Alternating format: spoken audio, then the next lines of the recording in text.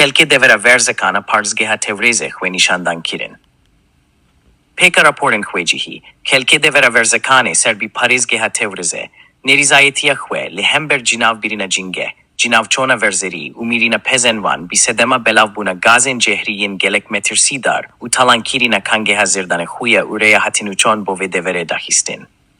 Kangeha zêra endirganê li vê devere, ti kazançek bo Xelkê nîne û bi tenê kavilkarî, pîspûn û cinavçona ax û jingehê û xîsarên malî bi verzerî û xwedîkirîna pez pîşka Xelkêye. Jî aliyê din ve bi pêka çavkaniyên nêfermî, çendin heyve ku gundê hêkê ser bi devera tirgever jî hebûna ava hewçe beparbûye û gelek çaran ava van hatiye kutkirin. Li sê çar roce ku ava vî gundî bi tevavî kutbûye û Xelkê vî gundê ra gihandîne ku hêkî rewş her vî habimîne û pirsgirêka beavî neyê çareser kirin. Ev de bi neçarî jî gundê xwe derkevin û rû bi bajaran veherin.